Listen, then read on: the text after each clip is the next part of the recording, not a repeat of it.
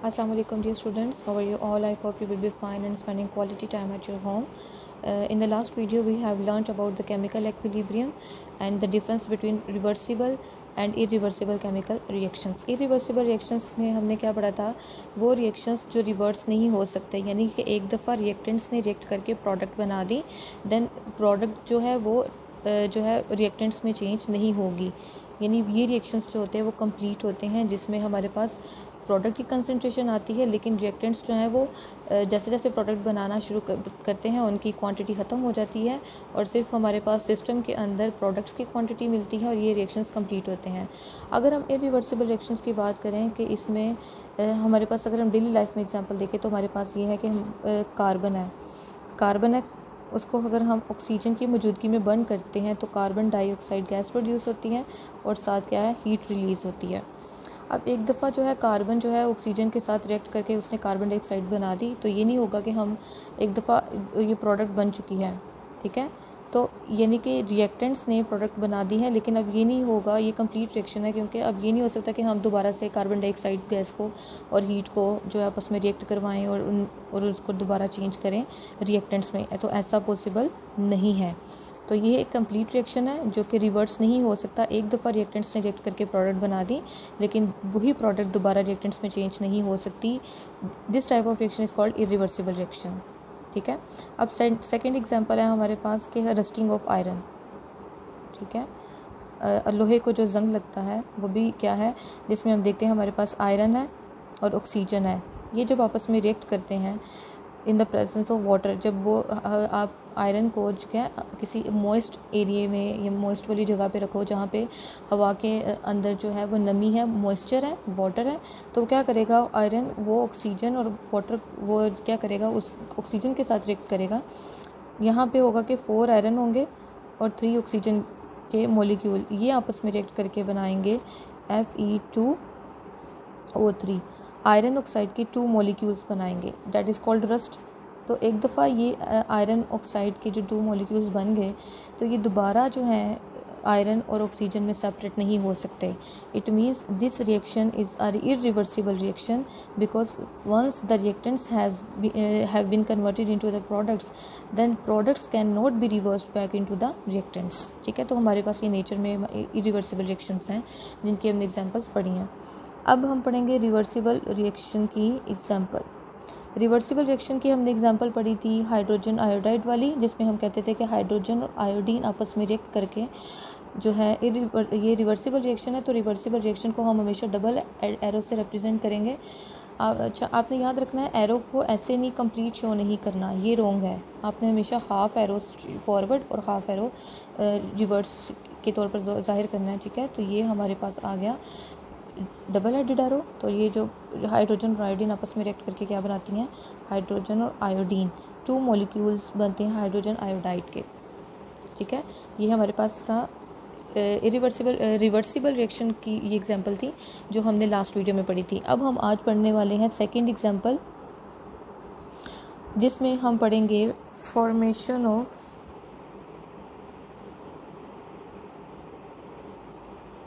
Calcium carbonate. Calcium carbonate को limestone भी कहते हैं, ठीक है, जिसे हम चूने का पत्थर कहते हैं. तो अगर हम लैब के अंदर कैल्शियम कार्बोनेट को प्रिपेयर करना चाहें तो हम क्या करेंगे, हमें उसके लिए क्या चाहिए, हमें 2 रिएक्टेंट्स चाहिए. कैल्शियम ऑक्साइड चाहिए प्लस कार्बन डाइऑक्साइड, ये आपस में रिएक्ट करके क्या बनाते हैं, calcium carbonate. Calcium oxide or carbon dioxide, these are the reactants. When they react with each other, they are changed into a product calcium carbonate. Calcium carbonate is also called limestone. अगर हम इसकी calcium carbonate की heating को discuss करेंगे. Calcium जो carbonate है उसको जब हम हीट करेंगे तो जो प्रोडक्ट्स बनेंगी उसको हम ऑब्जर्व करेंगे कि वो इरिवर्सिबल रिएक्शन में जाती हैं या रिवर्सिबल में, ठीक है.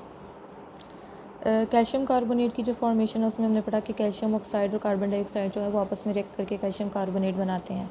अगर हम उसी कैल्शियम कार्बोनेट को हीट करें तो वो दोबारा कैल्शियम ऑक्साइड और कार्बन डाइऑक्साइड गैस में चेंज हो जाती है. यानी कि हमारे पास ये देखिए, हमारे पास ये कॉनिकल फ्लास्क है, दिस इज़ अ सिस्टम जिसमें हम रिएक्शन करवा रहे हैं.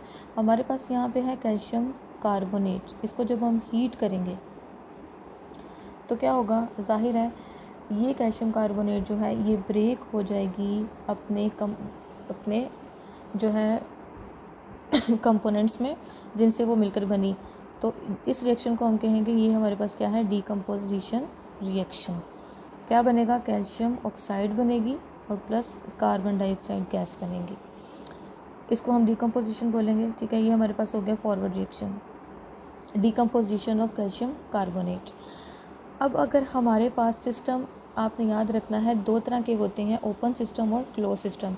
अगर तो आप ये रिएक्शन जो है हीटिंग को कैल्शियम कार्बोनेट वाला जो रिएक्शन है वो आप ओपन सिस्टम में करवा रहे हैं, यानी कि ये ओपन है, ऊपर से यहाँ से आप गैस को रिलीज़ करवा सकते हैं। तो क्या होगा, कैल्शियम कार्बोनेट हीट हुआ तो कैल्शियम ऑक्साइड और कार्बन डाइऑक्साइड गैस प्रोड्यूस हुई। अब जब ये ओपन है फ्लास्क तो क्या होगा कि ये कार्बन डाइऑक्साइड गैस रिलीज़ हो जाएगी एयर में और आपके पास फाइनल क्या प्रोडक्ट बचेगी, कैल्शियम ऑक्साइड। रिएक्शन हो जाएगा स्टॉप, ठीक है। इसका मतलब ये है कि इसका मतलब ये है कि जब एक दफ़ा कार्बन डाइऑक्साइड गैस सारी की सारी रिलीज़ हो गई एयर में तो सिर्फ हमारे पास कैल्शियम ऑक्साइड बचेगा और कैल्शियम ऑक्साइड के पास अब कार्बन डाइऑक्साइड गैस नहीं है, अब वो दोबारा रिवर्स नहीं जा सकता। समझ आ रही है। तो ऐसा सिस्टम जो कि ओपन सिस्टम है उसमें हमेशा कौन सा रिएक्शन होता है, इरिवर्सिबल, जो कि दोबारा रिवर्स नहीं होता। वो रिएक्शन कौन सा होता है, कंप्लीट रिएक्शन, ठीक है। यानी जब हम कैल्शियम कार्बोनेट को ओपन फ्लास्क में जब हम हीट करेंगे तो कैल्शियम कार्बोनेट और कार्बन डाइऑक्साइड गैस प्रोड्यूस होगी और कार्बन डाइऑक्साइड जो गैस है वो रिलीज़ हो जाएगी एयर में और हमारे पास जो प्रोडक्ट बचेगी वो है कैल्शियम ऑक्साइड, यानी कि ये रिएक्शन वहीं पे स्टॉप हो जाएगा। तो ऐसे रिएक्शन जो कि रिवर्स नहीं जाएंगे दोबारा, इन रिएक्शंस को हम इरिवर्सिबल बोलेंगे और दैट रिएक्शंस आर कंप्लीट। अगर फ़र्ज़ कर लें कि हम यही वाला जो रिएक्शन है किसी क्लोज सिस्टम में करवा रहे हैं, यहाँ पे हमने यहाँ पे कॉक लगा दिया, कॉक से उसको क्या कर दिया, सील कर दिया, ठीक है। तो अब देखते हैं कि ये रिवर्सिबल रिएक्शन होगा या इरिवर्सिबल रिएक्शन है। सेम वही है कि हमारे पास है कैल्शियम कार्बोनेट, जिसको हमने जैसे ही हीट किया तो ये डीकम्पोज हो गया, डीकम्पोजिशन हुई into calcium oxide plus carbon dioxide gas.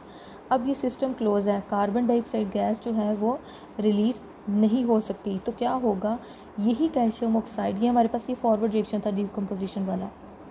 अब क्या होगा कि ये क्लोज सिस्टम है, यहाँ से कार्बन डाइऑक्साइड के बाहर निकलने के चांसेस क्या हैं, वो नहीं है, बहुत ही कम है। तो क्या होगा, कैल्शियम ऑक्साइड उसी कार्बन डाइऑक्साइड के साथ दोबारा रिएक्ट करके किस में चेंज हो जाएगी, कैल्शियम कार्बोनेट में। तो इस रिएक्शन को हम नाम देते हैं कम्बिनेशन रिएक्शन का नाम। कम्बिनेशन का मतलब होता है कंबाइन करना, दो चीज़ों को आपस में मिलना। तो इसमें कैल्शियम ऑक्साइड और कार्बन डाइऑक्साइड वो ये सब्सटेंसेस आपस में मिलकर एक सिंगल प्रोडक्ट बना रहे हैं। तो ऐसे रिएक्शन को हम क्या नाम देंगे, कम्बिनेशन। यानी डीकम्पोजिशन और कम्बिनेशन ये साथ साथ चलेगी। तो दोबारा कैल्शियम कार्बोनेट ये डीकम्पोज हो जाएगा इन प्रोडक्ट्स में, फिर यही जो है कैल्शियम ऑक्साइड और कार्बन डाइऑक्साइड दोबारा कैल्शियम कार्बोनेट में चेंज होती जाएंगी, क्योंकि हमारे पास सिस्टम क्लोज है। तो इसका मतलब ये है कि ये जो रिवर्सिबल फॉरवर्ड और रिवर्स जो रिएक्शन चल रहा है, ये कौन सा रिएक्शन है हमारे पास, रिवर्सिबल रिएक्शन, जिसमें क्या है, फॉरवर्ड और रिवर्स रिएक्शन दोनों हो रहे हैं, दोनों तरफ से जो रिएक्शन की डायरेक्शन है वो चल रही है। अब क्या होगा कि एक टाइम आएगा कि इन दोनों की जो रेट है, rate of forward reaction becomes equal to the rate of reverse reaction.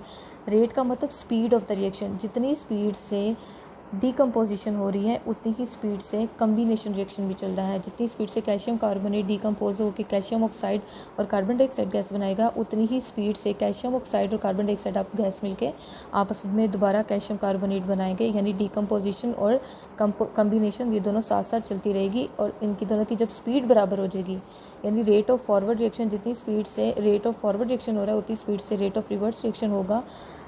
इस स्टेज को हम क्या नाम देते हैं, केमिकल एक्विलिब्रियम का। अब आपको क्लियर हो गया। So what will be the definition of chemical equilibrium. Chemical equilibrium is the state when the rate of forward reaction becomes equal to the rate of reverse reaction. Forward reaction की speed, जितनी speed से rate of forward reaction हो रहा है उतनी ही speed से जो है रिवर्स रिएक्शन होगा। दोनों के रिएक्शन की स्पीड बराबर हो जाएगी, बैलेंस हो जाएगी। ऐसी स्टेट को हम क्या नाम देंगे, एक्विलिब्रियम स्टेट। तो अब आपको पता चल गया कि केमिकल एक्विलिब्रियम स्टेट सिर्फ रिवर्सिबल रिएक्शन में इस्टेब्लिश होती है और वो रिवर्सिबल रिएक्शन हमेशा तभी होगा जब हमारे पास सिस्टम क्लोज होगा। ठीक है। अब एक और चीज़ आपने याद रखनी है कि rate of forward reaction becomes equal to the rate of reverse reaction, लेकिन साथ साथ रिएक्शन के अंदर जो मिक्सचर हैं उनकी कंपोजिशन भी बराबर रहती है, यानी इनकी क्वांटिटी भी बराबर होगी, साथ साथ इनकी स्पीड भी बराबर हो जाएगी। तो ऐसी स्टेट को हम क्या नाम देंगे? Chemical equilibrium state.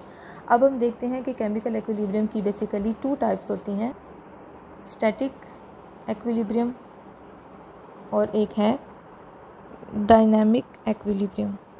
अच्छा, अब हम इस रिवर्सिबल रिएक्शन को अगर हम कंप्लीट करके लिखें तो हम कैसे लिखेंगे? CaCO3 it is converted into calcium oxide plus carbon dioxide, और आपने हमेशा एरो इस तरह से रिप्रेजेंट करना है, ठीक है। तो ये हमारे पास ओवरऑल आ गया हमारे पास रिवर्सिबल रिएक्शन। अब हम डायनामिक एक्विलिब्रियम, जो एक्विलिब्रियम की जो टाइप्स हैं उनको डिटेल में स्टडी करते हैं। There are 2 types of the chemical equilibrium, static and dynamic. Static का वर्ड मतलब है रेस्ट में होना। रेस्ट का मतलब ये है कि कोई भी ऑब्जेक्ट है वो रेस्ट की हालत में है, वो मूव नहीं कर रहा, उस स्टेट में उसकी जो केमिकल एक्विलिब्रियम की जो टाइप होगी उस टाइप को हम क्या नाम देंगे? Static chemical equilibrium. For example, अगर टेबल पे है, टेबल के ऊपर एक बुक पड़ी हुई है, वो बुक वही उसके ऊपर जितनी भी फोर्सेस एक्ट कर रही हैं ओवरऑल क्या है, उसको स्टेट एक्विलिब्रियम की स्टेट में रख रही हैं, यानी कि वो उस तब तक रेस्ट की हालत में रहेगी जब तक हम खुद उसको उठा के दूसरी जगह पे ट्रांसफ़र ना कर दें। तो कोई भी ऑब्जेक्ट है वो रेस्टिंग स्टेज में है तो उस टाइम में जो उसकी एक्विलिब्रियम स्टेट होगी वो होगी static chemical equilibrium. For example, एक हमारे पास बिल्डिंग है, ठीक है, वो एक जगह पे खड़ी है तो वो तब तक खड़ी रहेगी, ठीक है, जब तक हम उसको खुद से हटा ना दें, उसको तोड़े ना, ठीक है, तो वो तब तक वो पड़ी रहेगी। तो वो रेस्ट की हालत में है, वो कौन सी एक्विलिब्रियम स्टेट होगी? उसकी स्टैटिक केमिकल एक्विलिब्रियम। वो क्यों हालत में? क्योंकि उसके ऊपर जितनी भी फोर्सेस एक्ट कर रही हैं उन दोनों, उनका जो रिजल्टेंट जो वो है, वो निकलता है, जो रिजल्टेंट उनका फोर्स आती है वो ज़ीरो आती है, यानी अपवर्ड डायरेक्शन में और डाउनवर्ड डायरेक्शन में जो भी फोर्सेस एक्ट कर रही होती हैं उसके ऊपर, वो अपोजिट डायरेक्शन में है तो एक दूसरे के इफेक्ट को वो कैंसिल कर देंगी और ओवरऑल जो बिल्डिंग है वो हमारी कौन सी रहेगी? रेस्ट की हालत में। अब हम बात करेंगे डायनामिक। डायनामिक वर्ड मतलब है कि हमारे पास कोई भी ऑब्जेक्ट है या हमारे पास जो भी केमिकल रिएक्शन हो रहा है उसके अंदर जितने भी रिएक्टेंट्स और प्रोडक्ट्स हैं, केमिकल्स हैं, वो किस स्टेट में है? मूवमेंट स्टेट में है, ठीक है। तो हमने याद रखना है कि जो रिवर्सिबल रिएक्शन होता है उस दौरान में जब rate of forward reaction becomes equal to the rate of reverse reaction होगा तो उस दौरान में जो केमिकल एक्विलिब्रियम की स्टेट होगी वो होगी डायनामिक, यानी कि रिएक्शन स्टॉप नहीं होता। स्टैटिक में रेस्ट में आ जाता है, इसका मतलब ये है कि स्टैटिक में रिएक्शन स्टॉप हो जाएगा लेकिन डायनामिक में रिएक्शन स्टॉप नहीं हो रहा, बल्कि जितनी स्पीड से फॉरवर्ड रिएक्शन हो रहा होगा उतनी स्पीड से रिवर्स रिएक्शन हो रहा होगा, और कंपोजिशन ऑफ रिएक्शन मिक्सचर जो है वो हमेशा कांस्टेंट रहेगी, चेंज नहीं होगी। यानी कि हमारे पास रिएक्टेंट्स प्रोडक्ट्स में चेंज हो रही होंगी और प्रोडक्ट्स रिएक्टेंट्स में चेंज हो रही होंगी, तो दोनों साइड से रिएक्शन चल रहा है, यानी कि रिएक्शन के अंदर रिएक्टेंट्स और प्रोडक्ट्स की मूवमेंट जारी है। तो ऐसी स्टेट में जो एक्विलिब्रियम स्टैब्लिश होगा उसको हम कहेंगे डायनामिक एक्विलिब्रियम। अब हम देखते हैं रिवर्सिबल रिएक्शन की एक्सप्लेनेशन, जिसमें हम कहते हैं कि किस तरह से डायनामिक केमिकल एक्विलिब्रियम इस्टेब्लिश होगा, और फिर हम उसकी ग्राफिकल एक्सप्लेनेशन पढ़ेंगे कि किस तरह से हम ग्राफ के थ्रू उस केमिकल एक्विलिब्रियम को रिप्रेजेंट कर सकते हैं। नाउ लेट्स सी, हमारे पास है रिएक्शन मिक्सचर में हमारे पास 2 रिएक्टेंट्स हैं, हाइड्रोजन गैस है और आयोडीन गैस है। These are the reactants. सबसे पहले क्या होगा, हमारे पास हाइड्रोजन और आयोडीन ये दोनों आपस में रिएक्ट करके फॉरवर्ड डायरेक्शन में मूव करेंगी और क्या बनाएंगी? हाइड्रोजन आयोडाइड गैस बनाएंगी। वो हमारी क्या हो गई? प्रोडक्ट। ये कौन सा रिएक्शन है? फॉरवर्ड, ठीक है। हम कहेंगे कि सबसे पहले फॉरवर्ड रिएक्शन होगा, ठीक है, जिसमें हाइड्रोजन गैस है और आयोडीन है, ये आपस में रिएक्ट करके हाइड्रोजन आयोडाइड बनाएंगी। This is forward reaction. In forward reaction कहते हैं वो रिएक्शन जिसमें रिएक्टेंट्स प्रोडक्ट में चेंज हो रही हो, they have direction from reactants towards the product. अब क्या होगा कि जैसे जैसे फॉरवर्ड रिएक्शन चलता जाएगा, यानी कि जो रिएक्टेंट्स हैं वो उनकी quantity with the passage of time कम होती जाएगी और प्रोडक्ट की क्वांटिटी बढ़ती जाएगी, यानी कि जो रेट है फॉरवर्ड रिएक्शन का वो क्या है? इंक्रीज़ होता जाएगा। आपको समझ आ रही है? यानी कि जैसे जैसे हम स्टार्ट में जब हमने केमिकल रिएक्शन स्टार्ट किया तो रिएक्टेंट्स थे हमारे पास और प्रोडक्ट नहीं थी। जब इनका रिएक्शन स्टार्ट हुआ तो आहिस्ता आहिस्ता रिएक्टेंट्स की क्वांटिटी कम होती जाएगी और प्रोडक्ट की क्वांटिटी क्या होगी, बढ़ती जाएगी। यानी कि रेट जो है फॉरवर्ड रिएक्शन की जो स्पीड है वो क्या होगी, बढ़ती जाएगी। अब एक स्टेज आएगी जब मैक्सिमम क्वांटिटी ऑफ प्रोडक्ट बन जाएगी तो दोबारा वही प्रोडक्ट किस में चेंज होना शुरू हो जाएगी, रिएक्टेंट्स में। यानी रेट ऑफ फॉरवर्ड रिएक्शन के बाद रिवर्स रिएक्शन स्टार्ट हो जाएगा, जिसमें हाइड्रोजन आयोडाइड जो है वो रिएक्टेंट के तौर पर रिएक्ट करके उस किस में चेंज हो जाएगा, हाइड्रोजन और आयोडीन गैस में। ठीक है, आयोडीन में चेंज हो जाएगा। यानी कि ये हमारे पास क्या है, अब रिवर्स रिएक्शन है। This reaction is reverse to the forward reaction. अब क्या होगा कि अब प्रोडक्ट की क्वांटिटी ज़्यादा थी तो उसने अपने आप को चेंज करना शुरू कर दिया रिवर्स रिएक्शन में। यानी अब रिवर्स रिएक्शन का जो रेट है वो क्या होना शुरू हो गया, इंक्रीज़, और फॉरवर्ड रिएक्शन का जो रेट है वो क्या होना शुरू हो गया, डिक्रीज़। समझ आ रही है? अब क्या होगा, रेट जो है इनके कम या ज़्यादा हो रहे हैं। अब क्या होगा, अब तीसरी स्टेट आएगी, एक ऐसी स्टेट आएगी कि जिसमें इन दोनों के रेट जो हैं, इन दोनों की स्पीड, फॉरवर्ड और रिवर्स रिएक्शन की स्पीड आपस में बराबर आ जाएगी। क्या होगा कि पहले फॉरवर्ड रिएक्शन होगा, उसमें प्रोडक्ट की क्वांटिटी मैक्सिमम होगी और रिवर्स रिएक्शन नहीं होगा। जैसे ही प्रोडक्ट की मैक्सिमम क्वांटिटी प्रोड्यूस होगी, साथ ही वही प्रोडक्ट दोबारा रिवर्स जाके उन्हीं रिएक्टेंट्स को बनाना शुरू कर देगी। ठीक है, यानी रिवर्स जाना शुरू हो जाएगा। और अब आहिस्ता आहिस्ता फिर फॉरवर्ड रिएक्शन का रेट कम होना शुरू हो जाएगा और रिवर्स रिएक्शन का रेट ज़्यादा होना शुरू हो जाएगा। अब एक ऐसी स्टेज आएगी जिसमें दोनों का जो रेट है वो बराबर हो जाएगा। Rate of forward reaction becomes equal to the rate of reverse reaction.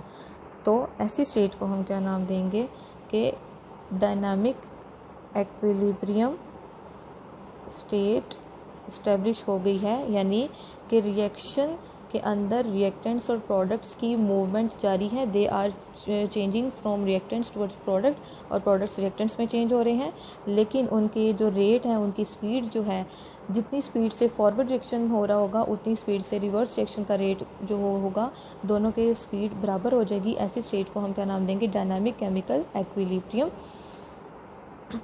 और उस रिएक्शन को हम ओवरऑल किस तरह से रिप्रेजेंट करेंगे, हाइड्रोजन गैस प्लस आयोडीन। यहाँ पे हम रिवर्सिबल के लिए डबल एरो शो करेंगे और हम लिख देंगे यहाँ पे हमारे पास हाइड्रोजन आयोड। ओवरऑल हम लिख देंगे ये हमारे पास क्या आ जाएगा, reversible reaction. Now girls, let's see the graphical explanation of reversible reaction during which a dynamic chemical equilibrium is established.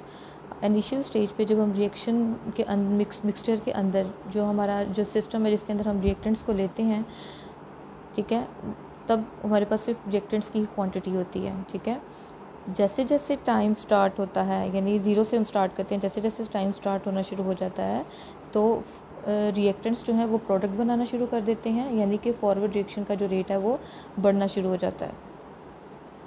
ये हमारे पास है ग्राफिकल एक्सप्लेनेशन है जिसमें हम एक्स एक्सिस के थ्रू हम टाइम को शो करते हैं। ठीक है, ज़ीरो से ऑनवर्ड, और जो हमारे पास वाई एक्सिस है वहाँ पे हम रेट ऑफ रिएक्शन देखते हैं। हमारे पास दो तरह के रेट ऑफ रिएक्शन होते हैं, फॉरवर्ड और रिवर्स।